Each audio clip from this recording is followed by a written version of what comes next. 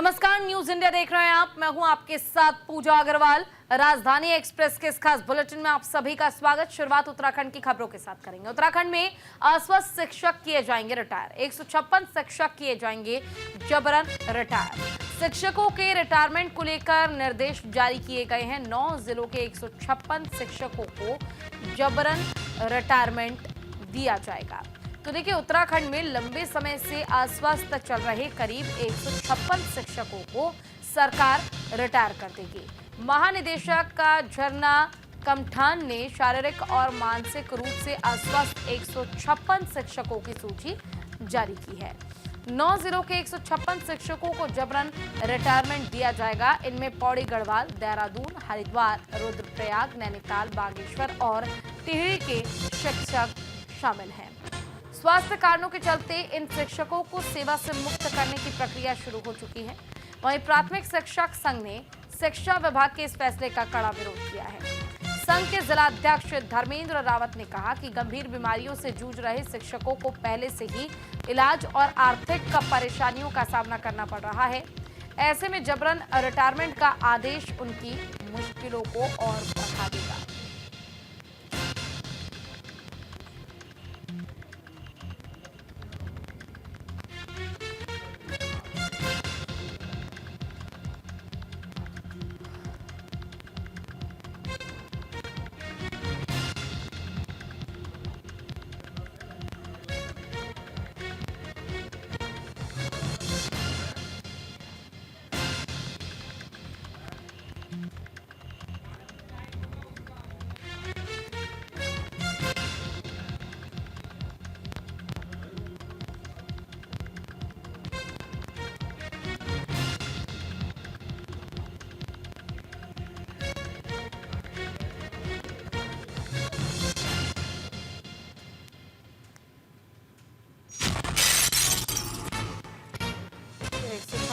शिक्षक रिटायर किए जाएंगे, जिन्हें जबरन रिटायर किया जाएगा। अस्वस्थ शिक्षकों को रिटायर किया जा रहा है, नौकरी से हटाया जा रहा है।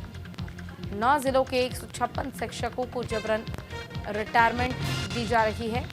उत्तराखंड में अस्वस्थ शिक्षकों के लिए ये फैसला लिया गया है। 156 शिक्षक किए जाएंगे जबरन रिटायर। शिक्षकों के रिटायरमेंट को लेकर निर्देश जारी किया गया है। 9 जिलों के 156 शिक्षकों को जबरन रिटायरमेंट देने की तैयारी की जा रही है। अनुज अवस्थी हमारे सहयोगी ज्यादा जानकारी के लिए हमारे साथ जुड़ गए हैं। अनुज, फिलहाल 156 ऐसे अस्वस्थ शिक्षक हैं जिन्हें रिटायर करने का फैसला लिया गया है। सबसे पहले तो आखिर ये फैसला क्या है, विस्तार से इसके बारे में जानकारी दीजिए। क्या फैसला सरकार ने लिया?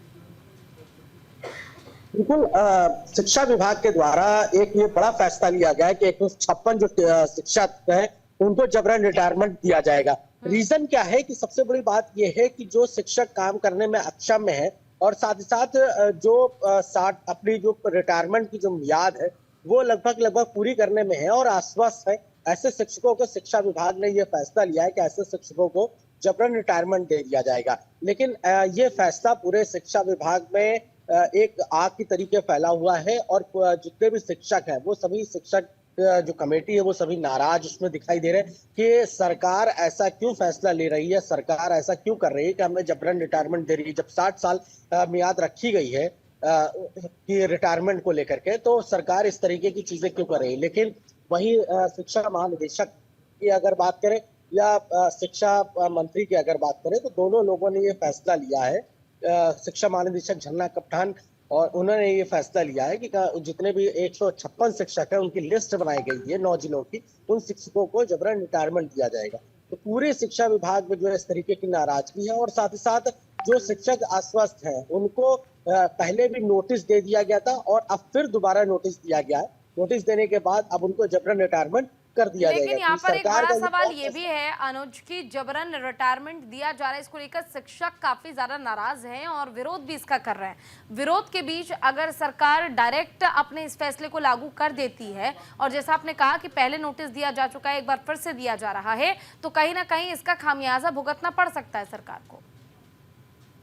बिल्कुल, क्योंकि उत्तराखंड देवभूमि भी है और जो दूरस्थ इलाके हैं वहां तक भी स्कूल है, शिक्षा है, तो वहीं अगर इस तरीके के निर्णय शिक्षा विभाग करेगा तो सरकार को कहीं ना कहीं दंड जरूर लगेगा, क्योंकि शिक्षा मंत्री भी इस बात को लेकर के बोल रहे हैं कि हम जितने इतने 156 शिक्षकों की जो लिस्ट बनाई गई, इन लिस्टों में जो शिक्षक हैं जो अस्वस्थ हैं उनको जो है हम रिटायरमेंट कर देंगे, चाहे वो पौड़ी गढ़वाल के हों, चाहे वो टिहरी के हों, चाहे वो राजधानी देहरादून के हों, चाहे वो हरिद्वार के हों, चाहे वो उधम सिंह नगर के हों, चाहे वो उत्तरकाशी के हों, पहाड़ के तमाम जो शिक्षक हैं जो अस्वस्थ हैं उनको हम रिटायरमेंट कर देंगे। लेकिन फिलहाल अब ये देखना है कि शिक्षा विभाग इस फैसले पर कितना अमल होता है और जो शिक्षकों की नाराजगी है वो क्या आंदोलन के रूप में अपना उग्र प्रदर्शन करेगी, या इस तरीके से पूरे शिक्षा विभाग में, क्योंकि जब ये फैसला आया उसके बाद पूरे शिक्षा विभाग में एक आग की तरीके चीजें फैल गई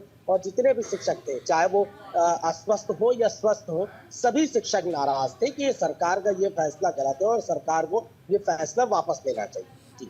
बिल्कुल, देखिए सरकार का फैसला गलत है, वापस लिया जाए, लेकिन इस पर अब तक सरकार की ओर से कोई प्रतिक्रिया नहीं आई है। अनुज, तो क्या ये समझा जा सकता है, क्या ऐसे चांसेस हैं जिसमें ये फैसला सरकार वापस ले पाए?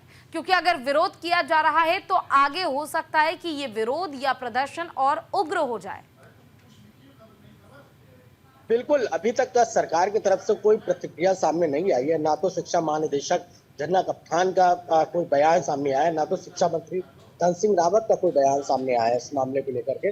लेकिन जितने भी शिक्षक संगठन है वो सभी उग्र प्रदर्शन करने के लिए तैयार है कि सरकार ये फैसला वापस ले, क्योंकि उत्तराखंड में सबसे ज्यादा संगठन है शिक्षकों को लेकर के और शिक्षक संगठन इस बात को लेकर के बेहद नाराज है कि सरकार ने ये फैसला क्यों लिया, आखिर क्यों हमें जबरन रिटायरमेंट किया जा रहा है। जब हम 60 साल हमारी मियाद है, 60 साल में हमें रिटायरमेंट होना ही है, तो सरकार पहले रिटायरमेंट क्यों कर रही है? सरकार हमारे साथ कुछ कराघात कर रही है। इस तरीके की चीजें जो शिक्षक संगठन है वो आरोप लगा रहे हैं सरकार के ऊपर। लेकिन अब ये चूंकि देखना है कि आज शिक्षा मंत्री का बयान आता है इस मामले को लेकर के, या सरकार इस पे अडिग रहती है, सरकार ये फैसला वापस लेती है, ये अब शिक्षक संगठन देखने की चीजें रही। जी बिल्कुल, देखिए लेकिन जब सरकार ने अपना फैसला ले ही लिया है और शिक्षकों को रिटायर किया जा रहा है, तो क्या इसके लिए कोई ऐसी सुविधा या कह सकते हैं विशेष लाभ उन अस्वस्थ शिक्षकों को दिया जाएगा सरकार की ओर से, जिसके जरिए उनके मन को भी आश्वासन मिल पाए और वो इस फैसले को स्वीकार कर पाए? जी बिल्कुल, सरकार की तरफ से ऐसा कोई आश्वासन नहीं दिया गया है फिलहाल कि उन शिक्षकों का आखिर किया क्या जाएगा या उन शिक्षकों को ऐसी कौन सी सुविधा दी जाएगी।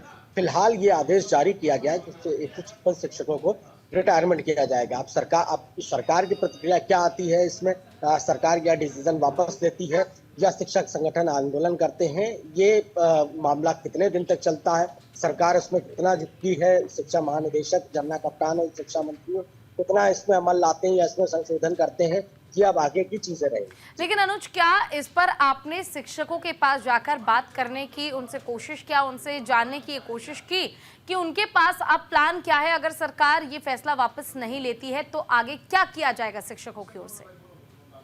बिल्कुल, शिक्षक संगठन का कहना है कि सरकार ये फैसला वापस ले। अगर ये सरकार फैसला वापस नहीं लेती है तो लगातार हम सचिवालय घेराव आंदोलन करेंगे। शिक्षक संगठन किसी को जिस तरीके से शिक्षा महानिदेशक और शिक्षा मंत्री अपनी जो कर रहे हैं ये चीजें चलने नहीं देंगे हम, और साथ ही साथ जितने भी शिक्षक संगठन है वो सभी ज्ञापन के द्वारा अपनी मांगों को रखेंगे और ये जो जबरन रिटायरमेंट है इसको हटाया जाए, इस फैसले को वापस लिया जाए, ये हम सरकार से मांग करें। ठीक है, आपका बहुत बहुत शुक्रिया इस तमाम जानकारी के लिए।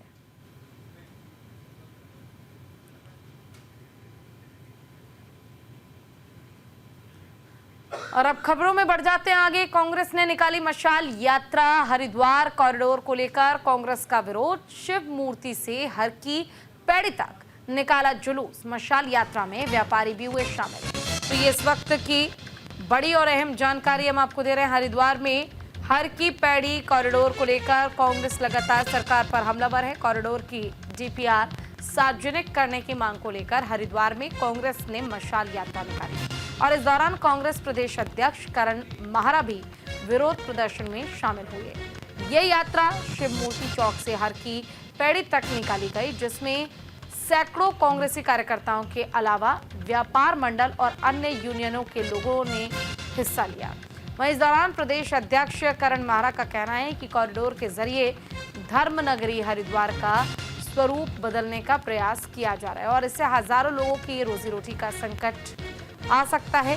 वहीं महानगर कांग्रेस के अध्यक्ष ने आरोप लगाया कि सरकार ने योजना की डीपीआर तैयार कर ली है, लेकिन निकाय चुनाव के चलते सार्वजनिक नहीं की जा रही है। सरकार अगर डीपीआर सार्वजनिक नहीं करती है तो आंदोलन को और बड़ा किया जाएगा।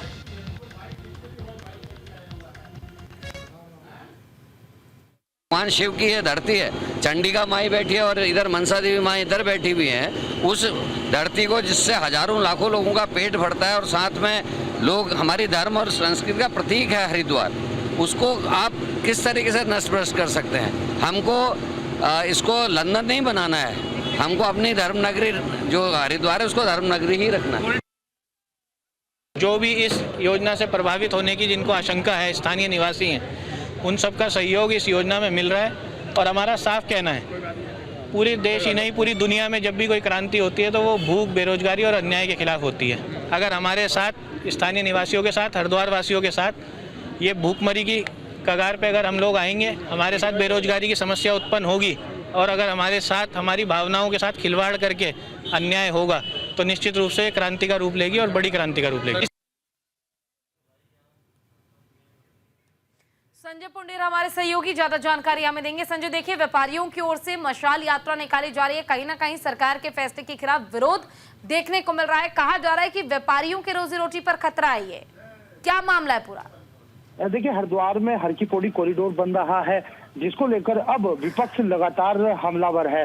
हालांकि इसको लेकर अब एक मशाल यात्रा भी निकाली गई है और साफ तौर पर उसमें कहा है कि जो कॉरिडोर की डीपीआर है उसे सार्वजनिक नहीं किया जा रहा है। निकाय चुनाव है इसलिए सार्वजनिक नहीं किया जा रहा है, क्योंकि जब कॉरिडोर बनेगा तो कहीं ना कहीं जो व्यापारी वर्ग के लोग होंगे उनका कामकाज पूरी तरह खत्म हो जाएगा। यही वजह है, व्यापारियों के साथ साथ अब जो विपक्ष है वो पूरी तरह हमलावर है। उनका यही कहना है जो डीपीआर बनी है उसे किसी तरह सार्वजनिक किए, उसके बाद ही आगे की काम किया जाए। जी बिल्कुल, देखिए, लेकिन आगे के काम को करने से पहले जिस तरह से कॉरिडोर का विरोध हो रहा है, इस बीच क्या सरकार के लिए या फिर सत्ता पक्ष के लिए ये पॉसिबल हो पाएगा कि इस काम को इतनी इजी तरीके से किया जाए? क्योंकि अगर हम बात उत्तराखंड की करते हैं तो वहां हमने देखा है कि कांग्रेस का भी वर्चस्व कहीं ना कहीं आज भी कायम है। बिल्कुल, अगर कॉरिडोर की बात की जाए तो कॉरिडोर की जब इसका मैप बना था, इसका नक्शा बना था, उसी दौरान तब से ही लगातार जो विपक्ष है वो लगातार सरकार को घेरने में लगा है। क्योंकि हम लगातार देखते हैं कि जो व्यापारी वर्ग के लोग हैं वो सरकार के बड़े उच्च अधिकारियों के साथ बैठक भी कर चुके हैं और बैठक में यही कहा जा रहा है कि जो कॉरिडोर बनेगा वो कहाँ कहाँ बनेगा और किस तरह से इसकी पूरी डीपीआर होगी। और वहीं अगर हरिद्वार के जिला अधिकारी की बात की जाए तो उनसे भी हमारी बात हो पाई है। उन्होंने भी यही कहा है कि जो डीपीआर है वो पूरी बनकर तैयार हो गई है, लेकिन जो विपक्ष है, विपक्ष के साथ साथ जो स्थानीय लोग हैं, व्यापारी हैं, उनका यही कहना है कि जो डीपीआर है वो सार्वजनिक की जाए। अगर सार्वजनिक नहीं करते हैं तो कहीं ना कहीं ये जो आंदोलन है वो क्रांति का रूप लेगा और लगातार धरना प्रदर्शन किया जाएगा। जी ठीक है, आपका शुक्रिया इस तमाम जानकारी के लिए।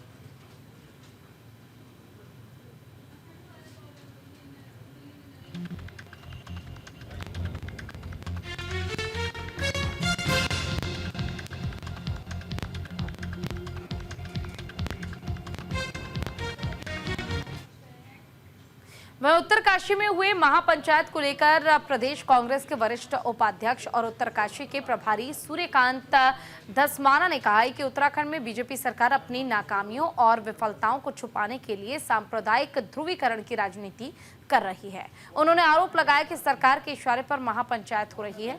उन्होंने प्रदेश सरकार और उसके नेताओं पर नैनीताल उच्च न्यायालय के आदेश की अवहेलना करने का भी आरोप लगाया है। उन्होंने कहा कि उत्तरकाशी की शांत वादियों को जानबूझकर सांप्रदायिक तनाव में झोंका जा रहा है। पहले पुरोला में फर्जी मामला बनाकर माहौल खराब किया गया और अब दशकों पुरानी मस्जिद का मुद्दा उठाकर प्रदेश के सौहार्द को नष्ट करने की साजिश रची जा रही है। उत्तरकाशी की महापंचायत में बीजेपी के विधायकों ने भाषण देकर आग में घी डालने का काम किया और ये कदम उच्च न्यायालय के आदेशों और सरकार के ही हलफनामे का उल्लंघन है।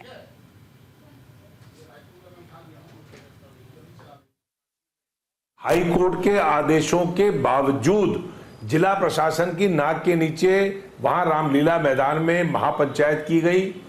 पूरे उत्तराखंड के अंदर इस समय भारतीय जनता पार्टी की सरकार ऐसे लोगों को संरक्षण दे रही है जो राज्य में सांप्रदायिक सौहार्द को बिगाड़ने का काम कर रही है। आप पुरोला देख लीजिए, हम राज्य के अलग अलग हिस्सों में जो घटनाएं घट रही हैं जिसमें कुछ लोग, मुट्ठी भर लोग इस पूरे प्रदेश को सांप्रदायिकता की आग में झोंकने की साजिश कर रहे हैं, उन लोगों के खिलाफ कार्रवाई करने की बजाय राज्य की सरकार उनको संरक्षण दे रही है। भारतीय जनता पार्टी के नेता आज आश्चर्यजनक तरीके से जो उच्च न्यायालय के आदेशों की अवहेलना करते हुए उत्तरकाशी के रामलीला मैदान में महापंचायत में पहुंच गए। राज्य की सरकार हलफनामा दे रही है कि हम महापंचायत नहीं होने देंगे, महापंचायत नहीं होगी, और वहां महापंचायत हो रही है। और निकाय चुनाव से पहले आपको झटका लगा, आपके 4 पदाधिकारियों का इस्तीफा सामने आया है। प्रदेश उपाध्यक्ष आजाद अली ने इस्तीफा दिया है। पार्टी ने उमा सिसोदिया को निष्कासित कर दिया है। तो देखिए, निकाय चुनाव से पहले आम आदमी पार्टी को तगड़ा झटका लग चुका है। आम आदमी पार्टी के प्रदेश उपाध्यक्ष आजाद अली ने प्राथमिक सदस्यता से इस्तीफा दे दिया है। उन्होंने अपना इस्तीफा आपके प्रदेश प्रभारी बरिंदर गोयल और शहर प्रभारी रोहित महरोलिया को भेज दिया है। उन्होंने अपने त्याग पत्र में लिखा है कि निजी कारणों की वजह से वो आम आदमी पार्टी से इस्तीफा दे रहे हैं। वहीं आम आदमी पार्टी ने भी आजाद अली और आप प्रदेश पदाधिकारी उमा सिसोदिया पर बड़ी कार्रवाई करते हुए उन्हें 3 साल के लिए निष्कासित कर दिया है। पार्टी प्रदेश कार्यकारी अध्यक्ष एस कलेर ने निष्कासन की घोषणा करते हुए कहा कि आप उत्तराखंड के प्रदेश नेतृत्व ने प्रदेश प्रभारी और सह प्रभारी की संतुति पर प्रदेश के 2 पदाधिकारियों उमा सिसोदिया और आजाद अली पर गैर जिम्मेदारी पूर्ण रवैया और पार्टी में लगातार निष्क्रियता के चलते आपकी प्राथमिक सदस्यता से 3 सालों के लिए निष्कासित कर दिया है।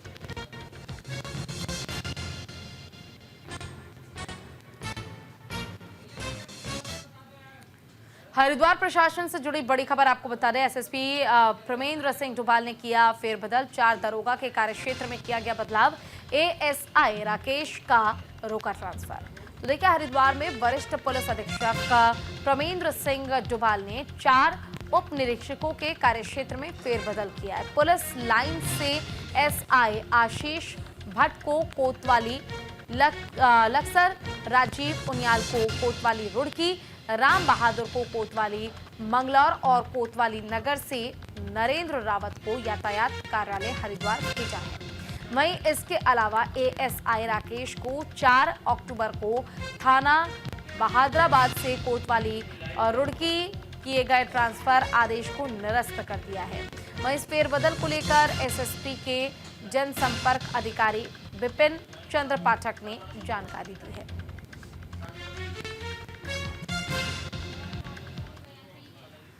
वहीं मनसा देवी और चंडी देवी रोपवे सेवा रहेगी बंद। सालाना मैनेजमेंट के कारण बंद रहेगा रोपवे। 2 से 7 दिसंबर तक बंद रहेगा मनसा देवी रोपवे।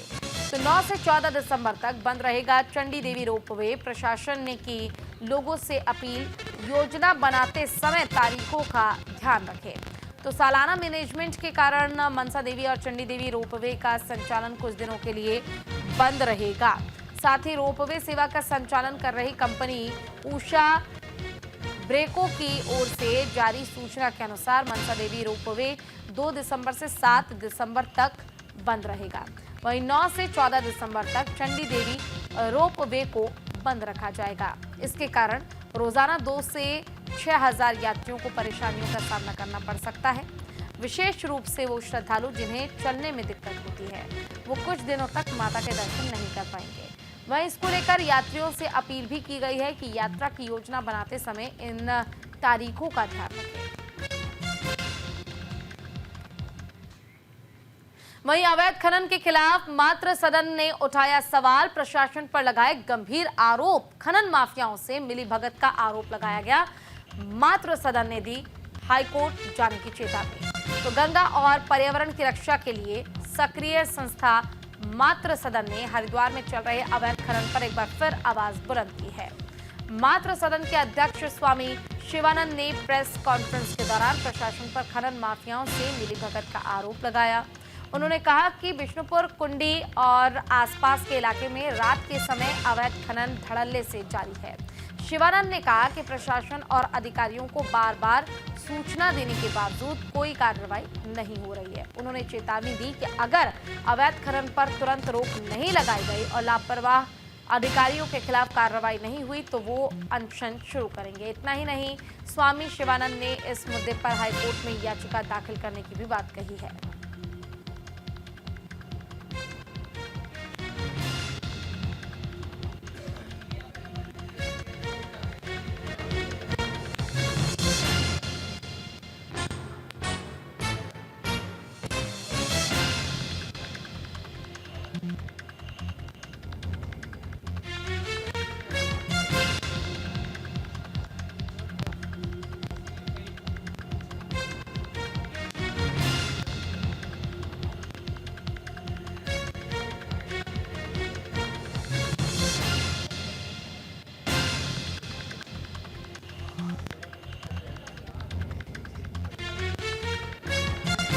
मैं भीषण खनन हो रहा था, आप सब वीडियो देखे।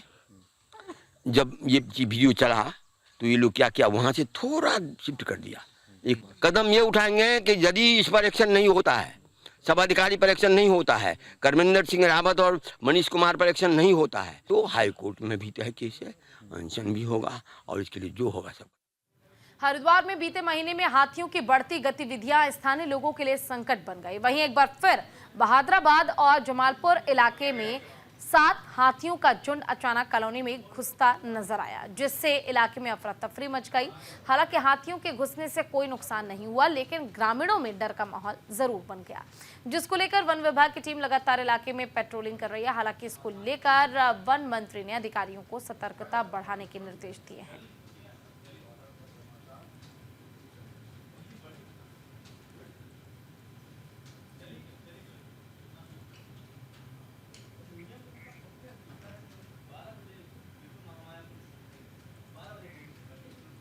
और इसी के साथ इस बुलेटिन में इतना ही। नमस्कार।